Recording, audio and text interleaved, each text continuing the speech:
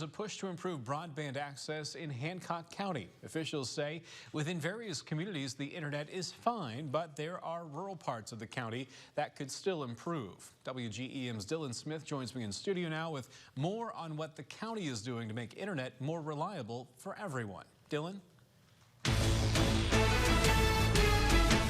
Daniel, Hancock County Economic Development Executive Director Samantha Harnack says the county is one of 14 counties in Illinois without consistent rural broadband.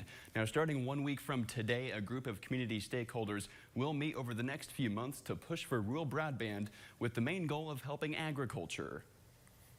It's always just one conversation away, talking to anyone in the county, really. When you think of farming or agriculture, adequate internet speeds probably don't come to mind. But sales professional at Martin Tractor, Ryan Weeks, says that's not the case. Some of the data that we have to handle, harvest data and planting data, prescriptions, a lot of that could be passed through the internet.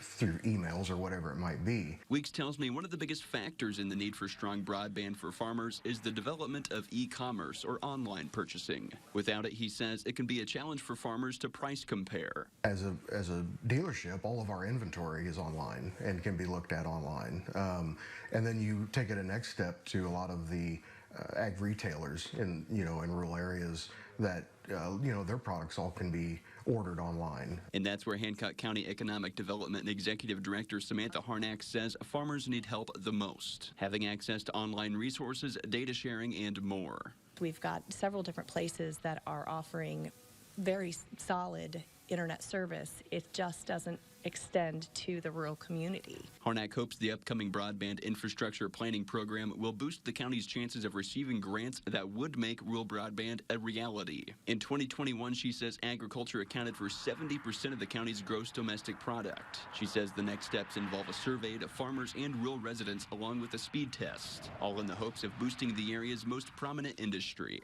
Those speed tests will give us a true picture of what we're looking at right now and where we need to go. And Harnack says those surveys will be released in early February and available until April. She says if you'd like to get involved with the planning program, to call her at 217-440-8909.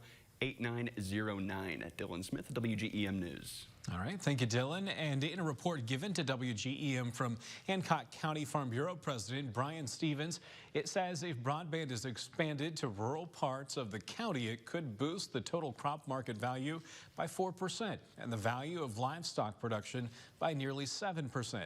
To see that report and learn more about what can be expected at next week's meeting, go to WGEM.com.